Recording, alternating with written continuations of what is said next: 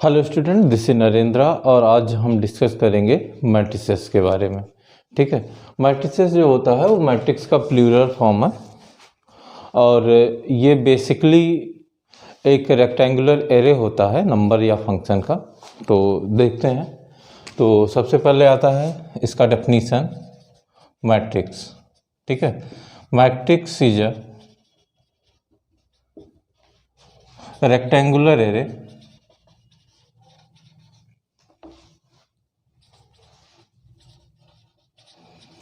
Of the number, और ये number complex भी हो सकते हैं या रियल भी हो सकते हैं। ठीक है, और ये कोई फंक्शन भी हो सकता है। तो हम कह सकते हैं मैट्रिक्स क्या होता है कि रेक्टेंगुलर एरे होता है जिसमें जो उसके एलिमेंट होते हैं वो नंबर भी हो सकते हैं और नंबर रियल और कॉम्प्लेक्स दोनों हो सकते हैं, और वो कोई फंक्शन भी हो सकता है। मैट्रिक्स को हम कैपिटल लेटर से डिफाइन करते हैं। ये कैपिटल लेटर इंग्लिश अल्फ़ाबेट का कोई लेटर हो सकता है। ठीक है, तो हमने यहाँ पे ए ले लिया है। तो ए हमारे पास एक कोई मैट्रिक्स है 1 3 5 4 6 8 2 5 4। ठीक है, और इसमें जो हॉरिजॉन्टल लाइंस होती हैं इनको हम रोज कहते हैं। ये R1 R2 R3 यानी first row, second row and third row. और इसमें जो वर्टिकल लाइन होती हैं इनको हम कहते हैं कॉलम, यानी ये C1, ये C2 और ये C3 हो जाएगा। ठीक, और यहाँ पे जो चीज़ें हम लिखते हैं वो लिखते हैं रो मल्टीप्लाई, यानी number of row multiply number of column. ठीक है, इसके बाद आता है इसका रिप्रेजेंटेशन। जैसे मान लें हमारे पास कोई एक मैट्रिक्स ए है और इसको रिप्रेजेंट करने के लिए स्मॉल अल्फ़ाबेट का कोई लेटर लिखते हैं। तो यहाँ पे हमने स्मॉल ए लिया और यहाँ पे आई जे, इसके बाद यहाँ लिखते हैं m cross n। Right side का जो ब्रैकेट होता है उसके नीचे हम लिखते हैं m cross n। m cross n मतलब ये डिफाइन करता है ऑर्डर ऑफ मैट्रिक्स को। और यहाँ पे आई जे का मतलब होता है कि वो किस रो में है और किस कॉलम में है। यानी आई डिफाइन करता है ith रो को और जे डिफाइन करता है jth कॉलम को। ठीक, अब देखते हैं टाइप ऑफ मैट्रिसेस के बारे में। टाइप ऑफ मैट्रिसेस में जो सबसे पहले आता है वो रो मैट्रिक्स आता है। रो मैट्रिक्स मतलब ये हमारे पास कोई एक मैट्रिक्स हो जिसमें केवल वन रो हो, उसको कहते हैं रो मैट्रिक्स। ठीक है, जैसे मान लिया 1 2 3, ये कोई मैट्रिक्स है। तो यहाँ पे देखो केवल एक रो है और इसमें कॉलम कितने हैं, 3 हैं।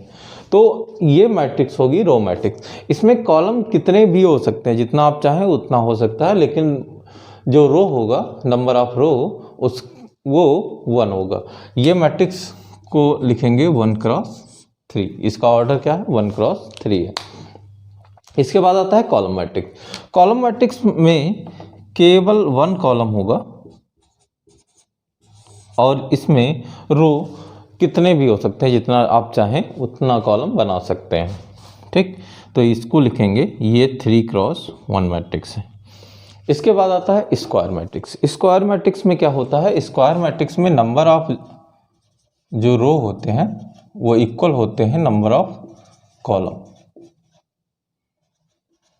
ठीक, यानी नंबर ऑफ रो और नंबर ऑफ कॉलम सेम होंगे, यानी n इक्वल टू क्या होगा, m होगा। तो मतलब हम एक कोई मैट्रिक्स ले रहे हैं इक्वल टू 1 2 4 5 7 8 2 6 5। यहाँ पे देखो नंबर ऑफ रो और नंबर ऑफ कॉलम क्या है, सेम है। तो ये क्या होगा, स्क्वायर मैट्रिक्स होगा। इसमें नंबर ऑफ कॉलम 3 है, नंबर ऑफ रो कितने हैं, 3 है। ये 2 क्रॉस 2 का भी हो सकता है, 3 क्रॉस 3, 4 क्रॉस 4, 5 क्रॉस 5 के मैट्रिक्स हो सकते हैं। ठीक, अब स्क्वायर मैट्रिक्स के टाइप में जो सबसे पहले आता है वो आता है डायगोनल मैट्रिक्स। डायगोनल मैट्रिक्स मतलब होता है कि केवल डायगोनल एलिमेंट होते हैं और बाकी जितने भी। डायगोनल मैट्रिक्स में क्या होता है, डायगोनल मैट्रिक्स में केवल डायगोनल एलिमेंट रहेंगे और जितने भी एलिमेंट होंगे वो सारे एलिमेंट क्या होंगे, जीरो होंगे। तो जैसे हमारे पास कोई एक मैट्रिक्स है ए, तो इसको हम लिख सकते हैं 1 0 0 0 4 0 0 0 3। यहाँ पे देखो केवल डायगोनल एलिमेंट है हमारे पास, और जितने भी एलिमेंट बचे हुए हैं सारे क्या हैं, जीरो हैं। तो डायगोनल मैट्रिक्स जो होता है उसमें सारे एलिमेंट, डायगोनल एलिमेंट को छोड़ के सारे एलिमेंट क्या होंगे, जीरो होंगे। लेकिन एक चीज़ यहाँ पे ध्यान देंगे, अगर हमें डायगोनल एलिमेंट निकालना है किसी भी मैट्रिक्स का, तो जैसे हमारे पास कोई एक मैट्रिक्स हो, जैसे हम यहाँ पे लिखते हैं हमारे पास एक मैट्रिक्स है 2 4 5 6 7 8। अब डायगोनल एलिमेंट हमें फाइंड करना है, तो यहाँ पे गलतियाँ करते हैं बच्चे कि वो डायगोनल एलिमेंट जब लिखते हैं तो यहाँ पे 2 और 8 लिख देते हैं कि यहाँ पे डायगोनल एलिमेंट 2 8 है। लेकिन यहाँ एक चीज़ ध्यान देना होगा कि डायगोनल एलिमेंट वो हो सकते हैं जिनके नंबर ऑफ रो और नंबर ऑफ कॉलम सेम हो, यानी जो यहाँ पे आई और जे की वैल्यू होती है वो दोनों एलिमेंट की सेम होनी चाहिए। तो यहाँ देखो, अगर हम इसको डिनोट करें तो यहाँ पे ये मैट्रिक्स का A11 हो जाएगा A12 A13, और ये 21 A22 A23। यहाँ से ज़्यादा समझ में आएगा। अब यहाँ पे देखो इस मैट्रिक्स में नंबर ऑफ रो और नंबर ऑफ कॉलम किसके सेम है, number of row number of column देखो यहाँ पे A11 और A22 इनके सेम है। तो जो हमारा डायगोनल एलिमेंट होगा वो होगा 2 और 7। ठीक है, तो ये बात समझ में आई होगी। अब इसके बाद आता है स्केलर मैट्रिक्स। स्केलर मैट्रिक्स यानी ये डायगोनल मैट्रिक्स ही जैसा होता है, बस इसमें क्या होता है, डायगोनल एलिमेंट सारे सेम होते हैं। स्केलर मैट्रिक्स डायगोनल मैट्रिक्स के ही जैसा होता है, बस क्या होता है इसमें जो डायगोनल एलिमेंट्स होते हैं वो सेम होते हैं। अगर वो 2 लिखा हुआ है तो सारे एलिमेंट 2 लिखे होंगे। जैसे मान लिया 2 0 0 0 2 0 0 0 2, तो यहाँ पे देखो डायगोनल एलिमेंट जो हैं वो क्या है, सेम है। तो इस मैट्रिक्स को कहेंगे हम स्केलर मैट्रिक्स। इसके बाद आता है आइडेंटिटी या यूनिट मैट्रिक्स। आइडेंटिटी या यूनिट मैट्रिक्स मतलब ये भी डायगोनल एलिमेंट ही जैसा होता है, डायगोनल मैट्रिक्स जैसा ही होता है, बस इसमें क्या होता है, जो डायगोनल एलिमेंट होते हैं उनकी सभी की वैल्यू क्या होती है, 1 होती है, और सारे एलिमेंट 0 होते हैं। तो ये मैट्रिक्स हो जाएगी 1 0 0 0 1 0 0 0 1। ठीक है, तो एक बार फिर से देख लेते हैं। जो रो मैट्रिक्स होता है इसमें केवल 1 रो होता है और कॉलम जितने चाहें। कॉलम मैट्रिक्स में 1 कॉलम होता है, रो जितने भी आप चाहें उतने भी लिख सकते हैं। Square matrix number of row और नंबर ऑफ कॉलम सेम होते हैं। स्केलर मैट्रिक्स में क्या होता है, डायगोनल एलिमेंट सेम होते हैं, और डायगोनल मैट्रिक्स में क्या होता है कि डायगोनल एलिमेंट कुछ भी हो सकते हैं। ठीक है, ज़रूरी नहीं है कि वो सेम हो, अगर सेम हो जाते हैं तो वो स्केलर हो जाएगा, 1 हो जाएंगे तो आइडेंटिटी हो जाएगा। ठीक है, और सारे एलिमेंट क्या होते हैं, 0 होते हैं। इसके बाद इसका एक रिप्रेजेंटेशन और होता है कि अगर मान लिया हम कोई मैट्रिक्स लिख रहे हैं तो उसमें हम कॉमा नहीं लगाते हैं। पहली बात, अगर कॉमा लगाते हैं तो उसका मतलब कुछ और निकलता है। तो कॉमा लगा के किसको लिखते हैं, डायगोनल मैट्रिक्स को लिखते हैं कॉमा लगा के। जैसे मान लिया हमें ये डायगोनल मैट्रिक्स रिप्रेजेंट करना है तो नॉर्मली हम ऐसे भी लिख सकते हैं कि 1 4 3। तो इसका मतलब कितने हुए, यहाँ पे हमारे पास 3 एलिमेंट है, मतलब ये 3 क्रॉस 3 का मैट्रिक्स होगा। अगर हमारे पास 1 4 लिखा होता मतलब ये क्या लिखा हुआ है, 2 क्रॉस 2 का मैट्रिक्स लिखा हुआ है, क्योंकि ये 1 1 होता है, ये 2 2 होता है। ठीक, तो ये चीज़ें यहाँ पे ध्यान देंगे। यूनिट या आइडेंटिटी मैट्रिक्स में क्या होता है, नंबर ऑफ डायगोनल एलिमेंट सारे क्या होते हैं, 1 होते हैं, और जितने भी एलिमेंट बचे हुए हैं सारे 0 होते हैं। अगला जो मैट्रिक्स है वो है नल मैट्रिक्स। नल मैट्रिक्स मतलब होता है कि जितने भी एलिमेंट होंगे मैट्रिक्स में वो सारे 0 हो सकते हैं। ये मैट्रिक्स किसी भी ऑर्डर का हो सकता है, ऑर्डर सेम हो सकते हैं, ऑर्डर सेम नहीं हो सकते हैं। ठीक है, इसको हम किसी भी ऑर्डर्स में लिख सकते हैं। तो हमारे पास कोई एक मैट्रिक्स है 0 0 0 0 0 0, ये क्या है, 2 क्रॉस 3 मैट्रिक्स है। तो इसको हम कहेंगे नल मैट्रिक्स, यानी सारे एलिमेंट यहाँ पे क्या है, 0 है। इसके बाद है upper triangular matrix. Upper triangular matrix का मतलब होता है कि जितने भी एलिमेंट होते हैं डायगोनल और डायगोनल के ऊपर वो नॉन जीरो होते हैं, और डायगोनल के नीचे जितने एलिमेंट होते हैं सारे एलिमेंट क्या होते हैं, 0 होते हैं। तो जैसे हमारे पास कोई एक मैट्रिक्स है ए, जैसे 1 2 3, ठीक है, 4 5 और ये 6, ठीक है। तो यहाँ पे देखो नीचे वाले जितने एलिमेंट हैं वो क्या है, 0।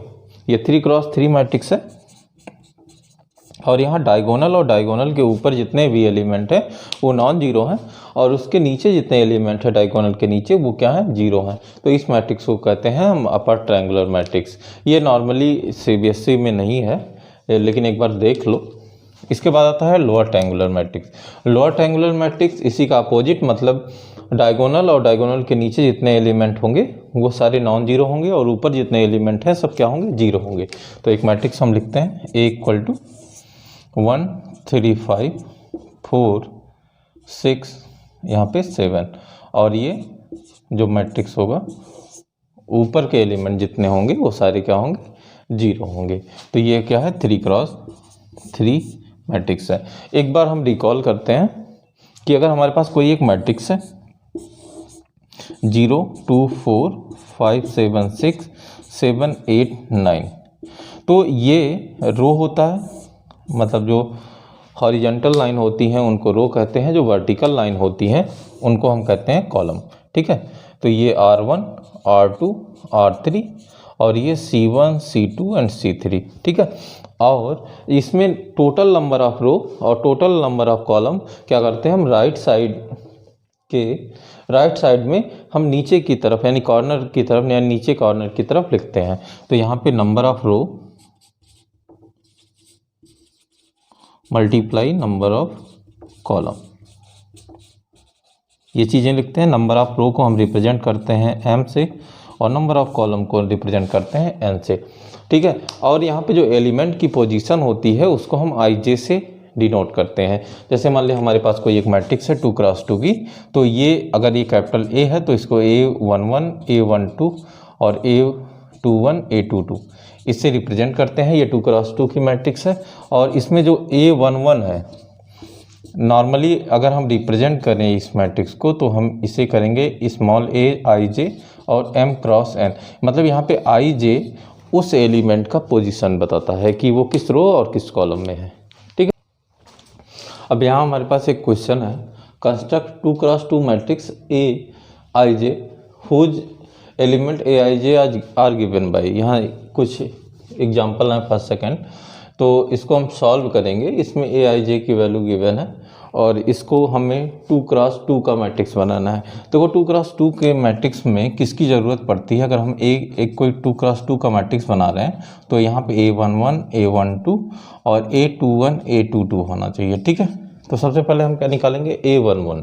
तो फर्स्ट हम सॉल्व करते हैं। इसमें A IJ = गिवन है 1i - 2j का होल स्क्वायर अपॉन 2, ये गिवन है। तो सबसे पहले हम A11 निकालेंगे। A11 मतलब i की वैल्यू 1 है, j की वैल्यू 1 है, तो यानी 1 - 2 × 1 का होल स्क्वायर अपॉन 2। तो 1 - 2 -1 आएगा, और स्क्वायर करेंगे तो 1 हो जाएगा, तो हो गया 1/2। अब A12, अब इसके बाद निकालेंगे A12। तो A12 मतलब i क्या है, 1 है, और j 2 है। तो यहाँ पे लिखेंगे 1 - 2 × 2 का होल स्क्वायर अपॉन 2। तो यहाँ से 1 - 4 आएगा 3, और 3 का होल स्क्वायर होगा 9, -3 का होल स्क्वायर 9/2। अब इसके बाद हम निकालेंगे A21, मतलब i की वैल्यू 2 और j की वैल्यू है 1। तो यहाँ से हो जाएगा 2 - 2 × 1 का होल स्क्वायर अपॉन 2। 2 - 2 क्या हो जाएगा, 0 हो जाएगा। अब इसके बाद हम निकालेंगे A22, मतलब i2 और j भी 2। 2 - 2 × 2 का होल स्क्वायर अपॉन 2। तो यहाँ पे 4 माइनस करेंगे 2 करेंगे तो यहाँ पे आएगा 2, लेकिन सब ग्रेटर साइन लिखते हैं तो -2 आएगा। -2 का होल स्क्वायर 4, 4 को 2 से डिवाइड करेंगे तो आएगा 2। तो जो हमारा मैट्रिक्स कंस्ट्रक्ट हुआ वो A = हो जाएगा 1/2 9/2 और 0 और 2। ये हुआ फर्स्ट का आंसर। अब सेकंड में देखते हैं। देखो सेकंड में फिर ऐसे ही हमें करना है, तो हम सबसे पहले क्या निकालेंगे, A11 निकालेंगे। A11 मतलब 2 × 1 -1, 2 × 1 -1 का होल स्क्वायर अपॉन 2। तो यहाँ से क्या आएगा, 2 - 1 1 होगा, स्क्वायर करेंगे तो आएगा 1 ही आएगा, तो ये हो जाएगा 1/2। और जब हम A12 निकालेंगे तो ये हो जाएगा 2 × 1 -2 अपॉन 2 और इसका होल स्क्वायर, तो ये आएगा 0, क्योंकि 2 × 1 2 होगा और 2 से माइनस करेंगे तो वही 0 हो जाएगा। उसके बाद हम निकालेंगे A21, यानी I2 है और J1 है, तो ये हो जाएगा 2 × 2 - 1 का होल स्क्वायर अपॉन 2। 2 2 जा 4 -1 करेंगे तो 3 आएगा, 3 का होल स्क्वायर करेंगे तो हो जाएगा 9/2। और फिर A22 मतलब I2 और J भी 2 है, तो यहाँ से हो जाएगा 2 × 2 - 2 अपॉन 2 का ये होल स्क्वायर हो जाएगा। 2 2 जा 4 -2 करेंगे तो आएगा 2 का होल स्क्वायर करेंगे 4 आएगा, 2 से डिवाइड होगा तो ये आएगा 2। तो जो हमारा मैट्रिक्स दूसरे वाले का आया वो आया 1/2 0 9/2 और 2। ठीक है, तो ये हुआ हमारा सॉल्यूशन।